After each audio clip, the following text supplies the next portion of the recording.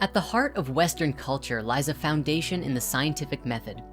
It is the premise that an objective reality exists and that the secrets of which can be ascertained through replicable and shareable experiments through the testing of informed hypotheses.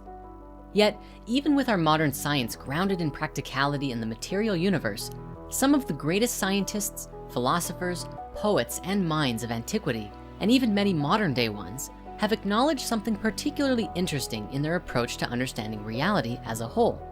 It would appear as though the influence of spiritual or esoteric materials on notable scientists ranges from direct translations of the Emerald Tablet by Newton to philosophies on religion and science from figures that seem to agree with the important Hermetic principles, including names like Leonardo da Vinci, Francis Bacon, Paracelsus, William Blake, Carl Jung, and even Einstein and Hawking.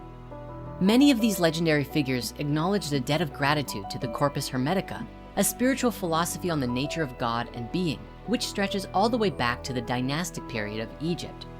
To these people, the Hermetica provided a foundational philosophy in their respective approaches to understanding the universe. So why do science and spirituality always seem to be at odds? Well, let's talk about it.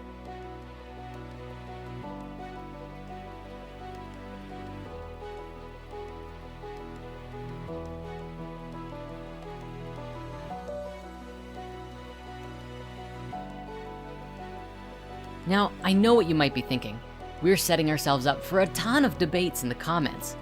But here's the thing, science and spirituality are not all that different. I know, we've been making these videos for years now, spurring support and debunkery across the board.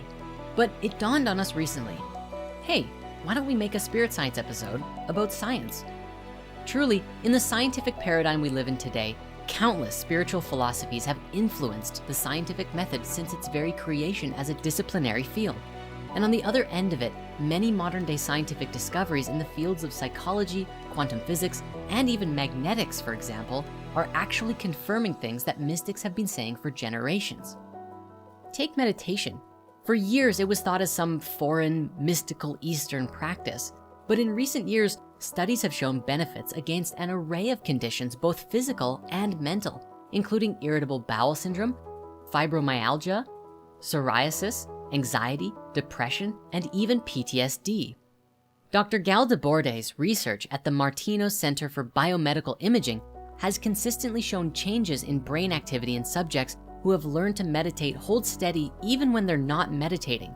And that sense of well-being and peace stays with practitioners up to 6 months after an initial session. The debate of how much spiritual and philosophical disciplines affect our reality is also a key point of debate in quantum physics. This clip of Dr. Eben Alexander beautifully illustrates this debate, culminating with his central argument that what drove the founding fathers of quantum physics into the arms of mysticism was a belief that on a subatomic level, the conscious mind, that which we call the soul, played a role in the unfolding of what we observe in our reality. With all of these new advancements and discoveries, it's hard to believe that there is still so much animosity between the fields of faith and science. In large part, I think that it might draw from the fact that science is based on the freedom to question reality, whereas religion historically is based on the duty to believe in a particular doctrine, system, or ideology. However, it's important that we make the distinction that religion and spirituality are fundamentally different things. While the open curiosity of science is arguably a natural enemy of dogmatic religion, it is undoubtedly an ally of early Gnostic spirituality. Gnosticism, meaning having knowledge in Greek, arose from early Christian, pagan, and Jewish principles and features an emphasis on personal spiritual development over more orthodox and systemized tradition. In fact, modern science arguably has its very roots in early Gnosticism and the mystery schools that came before. Both Galileo and Copernicus saw themselves as simply reviving the ancient Pythagorean tradition. Later, even Isaac Newton had a strong interest in alchemy and saw his study on ancient philosophy and mythology as more important than his scientific work. To that extent, he actually claimed in some of his manuscripts to have discovered the underlying Gnostic truth of all religions. This phenomenon and link between science and spirituality isn't some relic of the Renaissance, however, with Wolfgang Pauli, one of the founders of quantum physics, being passionate and vocal about his interest in Gnostic Christianity and its impact on his work. and Werner Heisenberg, winner of the Nobel Prize in Physics and arguably the father of quantum mechanics in 1932, even asserted that modern science was simply confirming ancient Pythagorean beliefs to an inconceivable degree. And now, you've heard of Einstein, right? Famous science guy, wacky hair, good sense of humor, the legend in science responsible for the all-pervading theory of relativity? Right, that guy. Well, even his response to the question of how he viewed the nature of the universe and God could be mistaken for the words of an ancient sage if the names were changed around. He said, "How can the cosmic religious feeling be communicated from one person to another if it can give rise to no definite notion of a God and no theology? In my view, it is the most important function of art and science to awaken this feeling and keep it alive in those who are receptive to it." Now, to briefly explore the subject of scientific realism, many modern scientists embrace the idea of Einsteinian realism.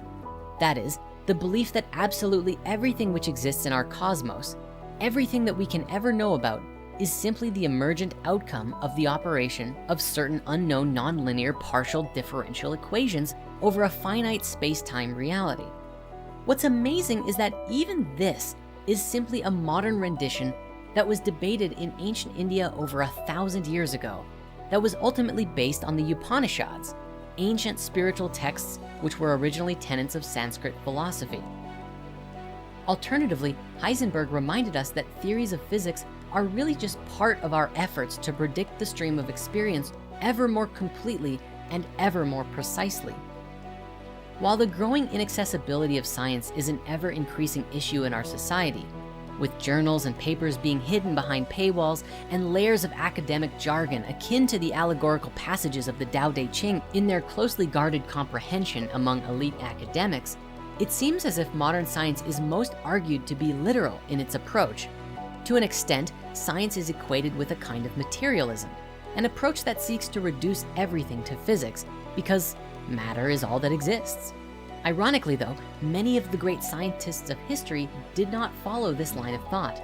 If anything, this supposed literal bedrock is where everything begins to fall apart. As prophesied in the Hermetica, Hermes' vision of a world where science dismisses spiritual philosophy as careless superstition is undoubtedly here. However, we'd like to offer a different view. Perhaps our modern science is a legacy with Gnostic values at its heart. Both science and Gnosticism are based on questioning what is taken for granted, with both refusing to accept anything on blind faith. Both regard conceptual images of the world as working models that can ever be changing and evolving with new discoveries.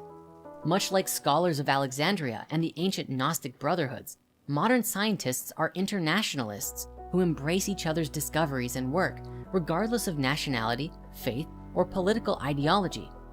The very honorary title of PhD, which breaks down to Doctorate of Philosophy, is defined as you having contributed something new to the wider corpus of human knowledge and understanding, and it is awarded under this criteria. In fact, Gnostic and scientist actually mean the exact same thing, knower or seeker. While complementary and sharing the same goal of understanding the mysteries of existence, the two fields of spiritual mysticism and science do diverge on their approach. While science aims to obtain an objective knowledge of the cosmos, spirituality is concerned with subjective self-knowledge. Where science is concerned with tangible appearances and replicability, spirituality is concerned with the ineffable essence of things. And where science is about solving the mysteries of the infinite, spirituality is about dissolving into them. In a maxim, science is attempting to understand something so complex that it cannot be comprehended. Spiritual mysticism, such as Gnosticism, is attempting to understand something so simple that it cannot be understood.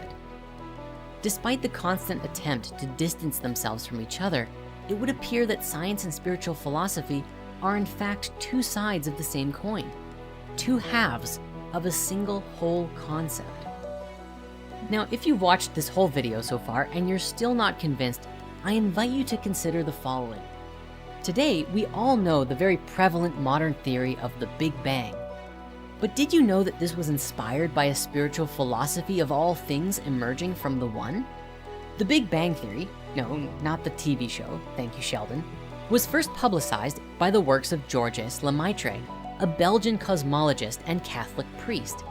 The theory, accepted by nearly all astronomers today, was a radical departure from scientific orthodoxy in the 1930s, as it proposed an ever-changing, mutable model of the universe, similarly to how the Hermetica tells us that the mind of God is constantly creating in its thoughts, as opposed to the static model that was mainstream. In fact, the idea that every observable galaxy had originated from a single point seemed preposterous at the time.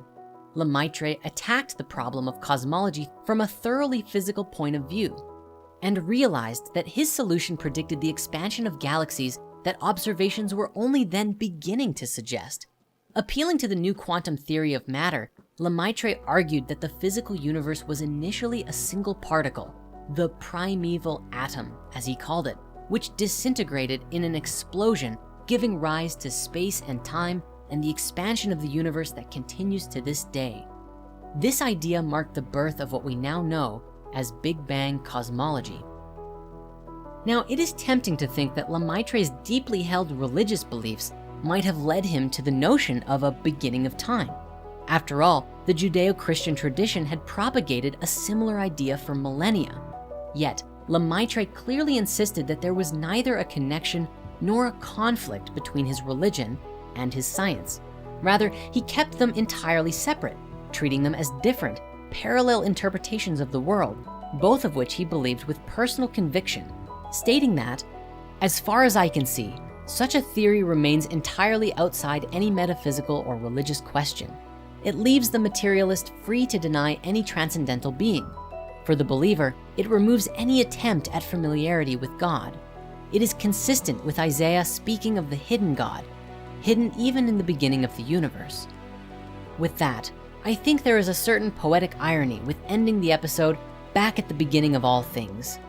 And so with this, I kindly invite you to come and join us in deeper exploration of the mysteries of the cosmos within Spirit Mysteries, our new platform for evolving consciousness and dissolving into the infinite. Thank you so very much, and we'll see you on the other side.